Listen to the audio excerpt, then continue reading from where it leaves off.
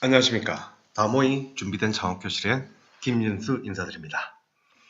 이번 시간에는 업종별 준비된 창업 전략, 전문 과학 및 기술 서비스 쪽의 말씀을 살펴보도록 하겠습니다.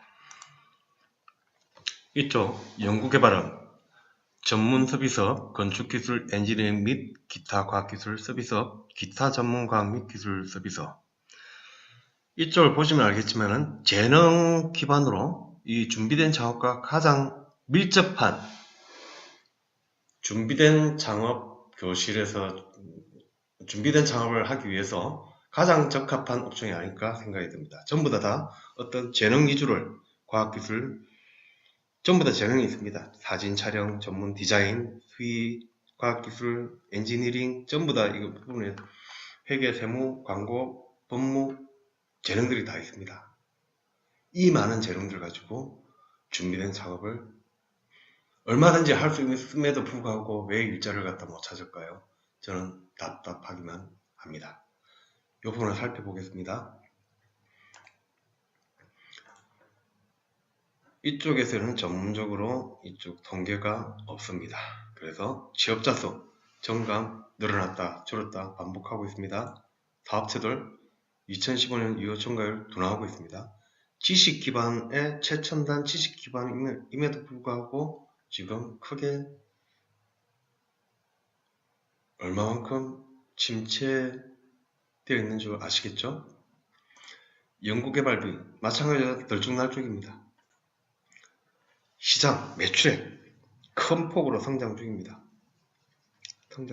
5년 평균 10%. 수익성 당연히 좋죠. 기술이 있으니까 이거는 뭐 노동력 기반이 아니죠. 기술 재능 기반이기 때문에 평균 상회합니다.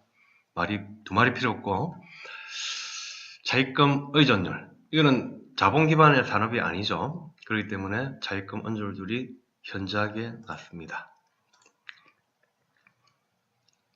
단업을 볼까요? 강점 준비된 창업에 가장 유리한 투자 유치하기에 가장 좋다.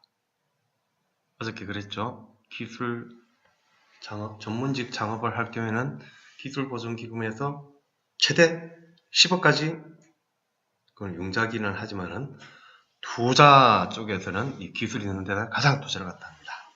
이쪽이 희망을 가지고 하셔도 좋습니다. 약점 경영관리, 홍보, 마케팅 등에 취약하다. 고집이 강하고 고지죠. 무슨 말씀인지 아시죠? 여기에 계신 분들 석사, 박사 그만큼 똑똑한데 고집이 강하고 고지식하다. 약점입니다. 약점, 좋은 점 아닙니다. 기회유행, 기술 기반 벤처 투자가 확대가 되고 있습니다. 4차 산업 혁명과 지식 콘텐츠 산업이 확대되고 있습니다. 이건 충분히 올라탈 수 있는 최적의 찬스입니다. 위험 요인, 이분들이 제가 경험을 하다 보니까 똑똑하신 분들이요 모험을 잘 안 갑니다. 안전지상주의입니다. 확률이 높여가지고 게임 이분들은 노름을 갖다 하더라도 확률이 높은 게임에만 선호를 합니다. 특성입니다. 그리고 이분들이 가진 기술들에 대한 유출 위험 요인으로 동작을 합니다. 자, 이분들은 어떻게 하는가? 자, 다음 시간 다음 교육과정에 있는 시나리오별 교육과정에서는 이 부분에 대해서는 집중적으로 팁을 하겠지만 먼저 말씀드리도록 하겠습니다. 자, 이거는 대학교 교수님도 계시고 석박사님도 계시고 대학생들도 경영학과 이공계, 비이공계 있죠. 자, 이런 부분으로 충분하게 창업을 갖다 할 수 있습니다. 어떻게 하는가 한번 볼까요? 자, 일단 경영학과에서 가장 대표자 수업을 많이 받겠죠. 학생을 창업 동아리라 대학교에는 창업 동아리라고 생각을 하셔도 좋습니다. 경영학과 출신이 그나마 지금 이건 학교에서 배운 것들이 많기 때문에 회계에 대한 저도 단업공학을 전공을 했었는데 단월공에서 잡가라고 이야기를 하죠. 경영학과도 마찬가지로 얇고 넓은 지식들을 갖다 많이 합니다. 그래서 대표자는 학부에서 경영학 전공을 갖던 학부생이 대표자를 갖다가 안 주고, 그 다음에 직원들도 학부 학생들을 통해 가지고 학생들은 직원을 갖다 뽑습니다. 그 다음에 연구소 기업부설 연구소를 갖다 해야 된다고 그랬죠.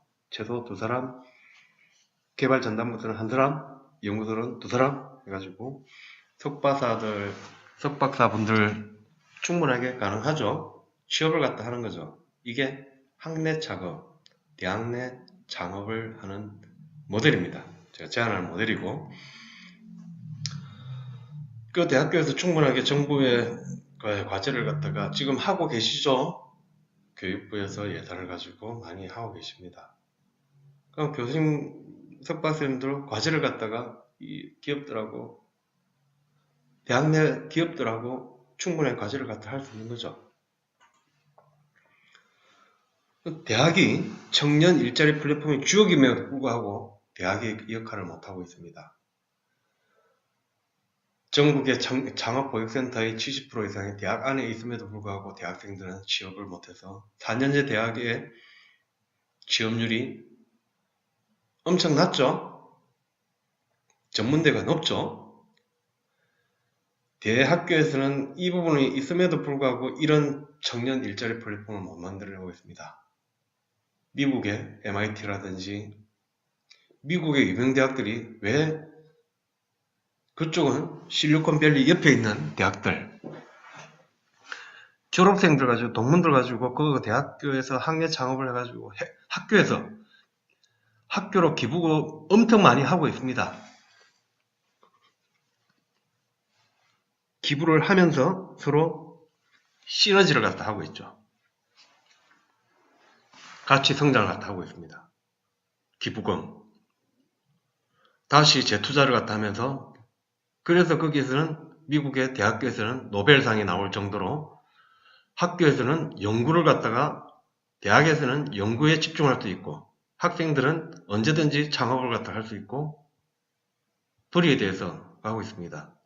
그래서 미국의 대학교는 벤처 창업에 플랫폼 역할을 갖다 톡톡히 하고 있습니다.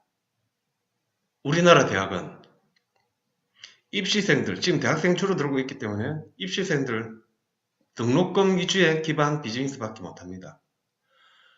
거기에 대학에다가 기부를 하는 형태, 거기에 대학에다가 기부금 많이 안 하고 있습니다.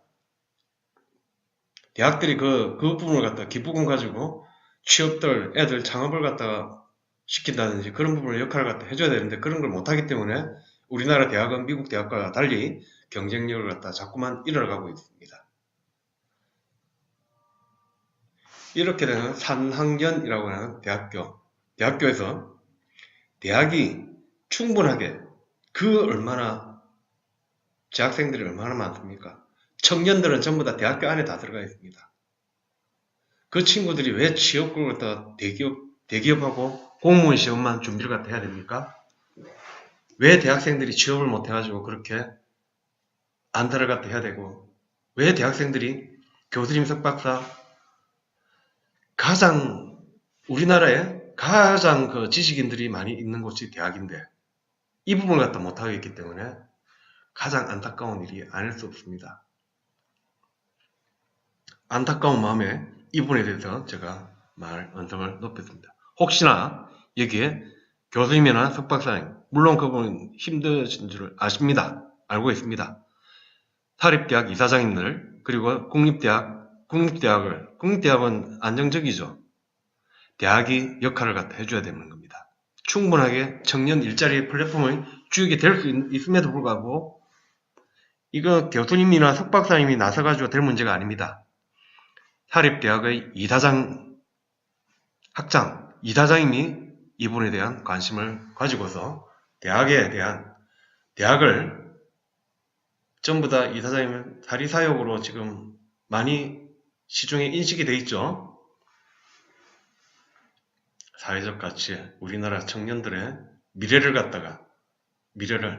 우리나라 청년 일자리에 대해서 일자리 지금 높아져 있는 일자리를 갖다 높일 수 있는 키를 갖다가 대학교 이사장님들 그리고 대학교에서 쥐고 있다.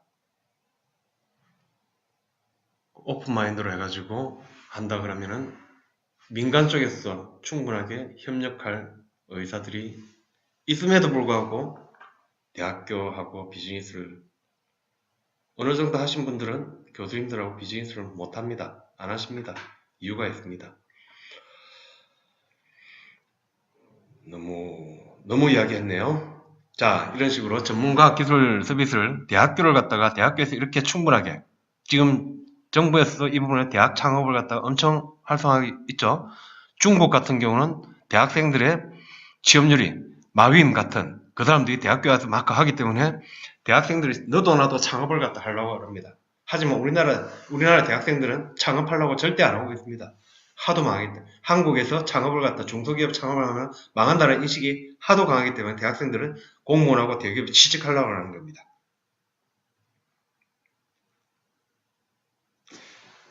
미국과 중국의 사례를 들어가지고 그 중국에서는 대학이 그런 창업 플랫폼으로서 대학이 적극 지원하고 정부도 대학이 창업을 갖다 그만큼 지원하고 있습니다. 한국은 보죠.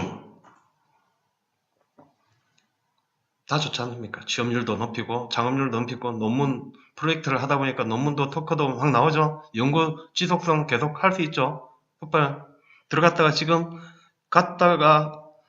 지금 법으로 개정을 갖다 추진을 하고 있죠. 일부 대학에서는 지금 선행을 하고 있지만 교수님들이 창업을 갖다 했다가 다시 복귀를 갖다 할 수 있는 길도 법적으로 열어놓는다고 그랬죠. 이렇게 한다 그러면 교수님들도 이때까지 학생들 인기 지금 수강생이 떨어지는 교수님들은 지금 쫓겨날 위기에 처해 있죠. 왜 교수님들이 대학생들 눈치를 봐야 되죠? 원래는 안 그랬지 않습니까? 우리가 알고 있던 대학교 교수님들은 학생들한테 근엄하고 지성인들을 갖다가 배출을 하는 그런 교수님이었습니다. 학생들이 내 강의에 올라고 영업을 해야 되고 선전을 갖다 해줘야 되고 그런 학생들을 눈치를 보고 학점에 연연을 하게 되고 그런 현실이 안타깝습니다. 충분하게 이런 제자리에서는 거죠. 대학이 우리나라 교육 원래 3학년 학은 학생들을 배우는 겁니다. 배우게 하는 겁니다. 배우게 하는 것으로 모든 최신 기술들이 학교 쪽으로 다시 공동으로 연구 개발을 하려고 그러면은 대학 쪽에서의 역할이 그만큼 중요하다는 말씀입니다. 다음 이쪽 글 보겠습니다. 매출 증가율 상당히 높은 쪽에 속합니다. 영업이익률도 높은 쪽에 속합니다. 차입금 의존율 낮은 쪽에 속하죠. 가장 이상적인 구조입니다. 그런데도 왜 창업을 갖다 못할까요? 정말 안타깝습니다. 안타까운 마음에서 오늘 이 부분에 대해서는 말씀을 마치도록 하겠습니다. 다음번에는 사업시설관리, 사업지원 서비스업에 대해서 살펴보도록 하겠습니다. 교수님들 죄송합니다. 하지만은 꼭 드리고 싶은 말씀이었습니다. 감사합니다.